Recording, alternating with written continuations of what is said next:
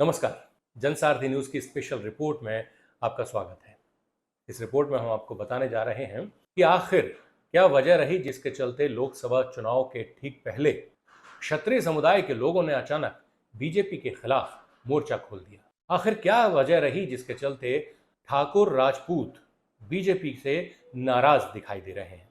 लोकसभा चुनाव के दूसरे चरण का मतदान हो चुका है, मगर भाजपा के सामने खड़ी हुई सबसे बड़ी समस्या का हल अभी तक भाजपा को नहीं मिला है। जी हां, हम बात कर रहे हैं राजपूत ठाकुरों के भाजपा के विरोध की। लोकसभा चुनाव से ठीक पहले गुजरात से शुरू हुआ ठाकुरों और राजपूतों का भाजपा विरोध उत्तर प्रदेश तक जा पहुंचा और इसने भाजपा के लिए सियासी तौर पर भारी दिक्कतें खड़ी कर दी। आलम यह रहा कि कई सीटों पर राजपूत ठाकुरों ने खुलकर बीजेपी के उम्मीदवारों का बहिष्कार कर दिया।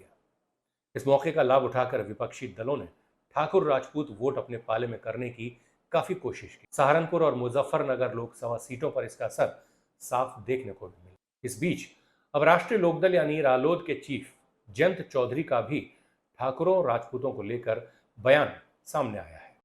राजपूतों ठाकुरों के भाजपा विरोध पर जयंत चौधरी ने कहा कि यह विरोध जमीनी स्तर पर नहीं है। जयंत ने कहा कि कुछ नेताओं ने ऐसा माहौल बनाया है। कुछ नेता ऐसे होते हैं जो अपने लिए पार्टी से कुछ मांगते हैं, मगर पार्टी सभी की बात नहीं मान सकती। ऐसे में चुनाव के समय ये लोग पार्टी पर दबाव बनाते हैं। उसी नीति के तहत ये प्रचार किया गया है। आपको बता दें कि लोकसभा चुनाव के दौरान जगह जगह ठाकुर राजपूत समाज के लोगों ने भाजपा के खिलाफ पंचायत की थी। बाकायदा लोटे में नमक डालकर भाजपा को वोट नहीं करने की कसम खाई थी। लोकसभा चुनाव के बीच क्षत्रिय समुदाय के लोगों का अचानक मोर्चा खोल देना भाजपा के लिए अच्छा संकेत नहीं है। खासतौर से पश्चिमी उत्तर प्रदेश के कैराना, मुजफ्फरनगर और सहारनपुर लोकसभा सीट में आने वाले ठाकुर बहुल गांवों में इस बात का ऐलान किया जा रहा है कि क्षत्रिय समाज उसे ही वोट करेगा जो भाजपा को हराएगा।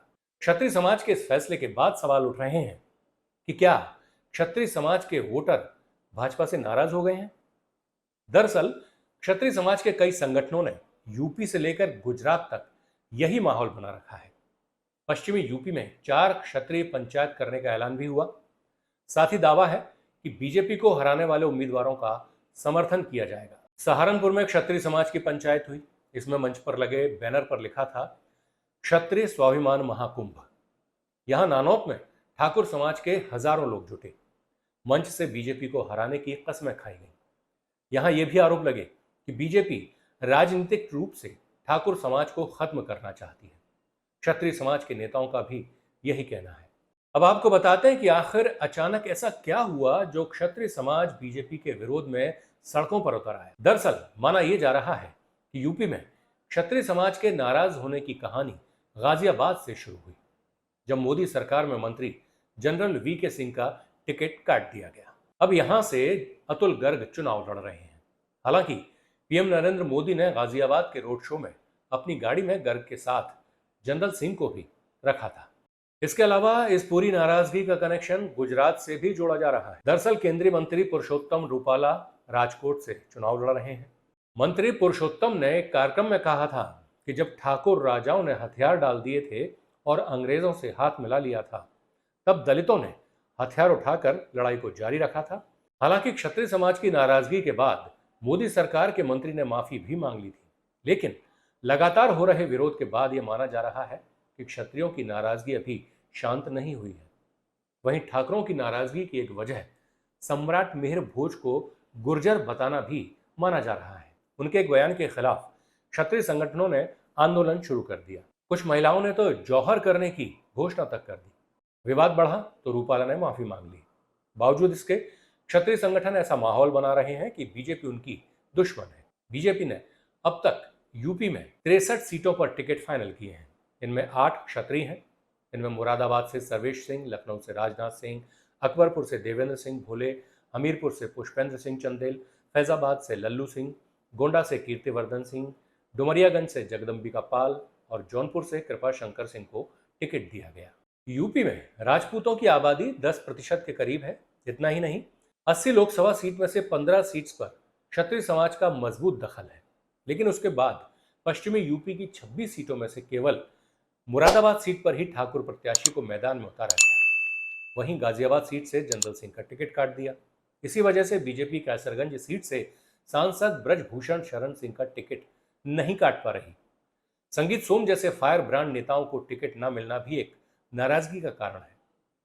मेरठ और सहारनपुर में 2.5 लाख ठाकुर वोटर हैं, जबकि गाजियाबाद में 3 लाख के आसपास ठाकुर वोटर, मुरादाबाद में 2 लाख और अलीगढ़ में 1.5 लाख वोटर हैं।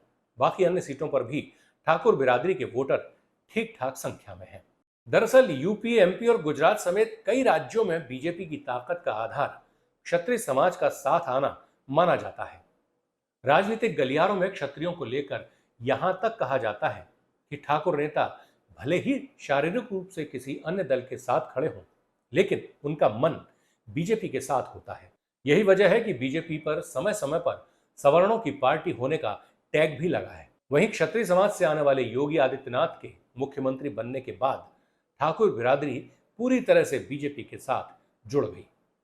यूपी में मुख्यमंत्री योगी आदित्यनाथ से लेकर देश के रक्षा मंत्री राजनाथ सिंह तक ठाकुर बिरादरी से आते हैं, लेकिन लोकसभा चुनाव से पहले ठाकुर बिरादरी बीजेपी से नाराज बताई जा रही है। यूपी में करीब 7% ठाकुर जाति के वोट हैं। एक दौर में बिरादरी के लोग कांग्रेस, फिर समाजवादी पार्टी और बीएसपी के साथ भी रहे, लेकिन अब वे बीजेपी के कट्टर समर्थक माने जाते हैं। ये भी कहा जा रहा है कि क्षत्रिय पंचायतों को बीजेपी के कुछ नेता पीछे से समर्थन दे रहे हैं। करणी सेना भी साथ है, जबकि अखिलेश यादव तो योगी सरकार पर ठाकुर समाज को बढ़ावा देने के आरोप भी लगाते रहे हैं। अब बात कर लेते हैं राजस्थान की। तो यहां भी राजपूत समाज का गुस्सा भाजपा की मुश्किलें बढ़ाता दिख रहा है। श्री भवानी राजपूत छात्रावास दौसा में छत्राणियों के लिए अभद्र भाषा का प्रयोग करने वाले गुजरात से भाजपा के सांसद प्रत्याशी पुरुषोत्तम रूपाला के विरोध में समाज के सैकड़ों युवाओं ने भाजपा के खिलाफ विरोध प्रदर्शन कर टिकट काटने की मांग कर डाली। राजपूत समाज के प्रबुद्धजनों ने कहा कि हमारे इतिहास के साथ छेड़छाड़ की जा रही है, जिसे समाज बर्दाश्त नहीं करेगा। राजपूत समाज ने भाजपा को हमेशा ही मजबूत करने का काम किया है। राजपूत समाज ही एक ऐसा समाज है जिसने भारतीय जनता पार्टी को सत्ता में लाने का संकल्प पूरा किया। उसके बावजूद भारतीय जनता पार्टी के नेता और शीर्ष नेतृत्व राजपूत समाज की उपेक्षा कर रहे हैं। ये राजपूत समाज कभी बर्दाश्त नहीं करेगा और मजबूरन हमें भाजपा का बायकॉट करना पड़ेगा।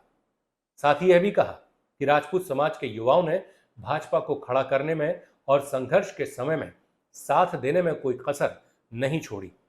बावजूद इसके हमारी महिलाओं और इतिहास के साथ छेड़छाड़ की जा रही है। ये बर्दाश्त के बाहर है। मजबूरन राजपूत समाज को कुछ कड़े कदम उठाने पड़ेंगे। जब तक भाजपा पुरुषोत्तम रूपाला का टिकट नहीं काटेगी, ये विरोध नहीं रुकेगा। हर जगह भाजपा का बहिष्कार किया जाएगा। बावजूद इस सबके रूपाला का टिकट बीजेपी ने नहीं काटा। उधर प्रदेश सचिव जसवंत सिंह बांदीकुई ने कहा कि आनंदपाल प्रकरण के दौरान राजपूत करणी सेना के राष्ट्रीय अध्यक्ष महिपाल सिंह मकराना को 45 दिन के लिए गिरफ्तार किया गया था। उस समय राजपूत समाज ने नारा दिया था, कमल का फूल हमारी भूल, जिसका परिणाम यह हुआ कि राजस्थान, मध्य प्रदेश और छत्तीसगढ़ तीनों राज्यों में भाजपा का सुपड़ा साफ हो गया था। एक बार फिर भाजपा ने वही गलती दोहराते हुए करणी सेना के राष्ट्रीय अध्यक्ष महिपाल सिंह मकराना को नजरबंद किया। अब परिणाम भुगतने को तैयार रहे हैं। मोदी बोलते हैं अब की बार 400 पार, लेकिन इस बार कर देंगे पार्लियामेंट से बाहर। राजपूत समाज का यह आक्रोश भारतीय जनता पार्टी को लोकसभा चुनाव में भारी पड़ता नजर आ रहा है। एक तरफ जहां पार्टी 400 सीट जीतने का दावा कर रही है, वहीं राजपूत समाज का यह आक्रोश कहीं ना कहीं नरेंद्र मोदी के 400 पार वाले नारे में अड़चने जरूर पैदा करता दिख रहा है। अब देखना होगा कि राजपूतों के इस गुस्से का खामियाजा बीजेपी को कितना भारी उठाना पड़ेगा। इस स्पेशल रिपोर्ट में फिलहाल के लिए इतना ही। दीजिए इजाजत। नमस्कार।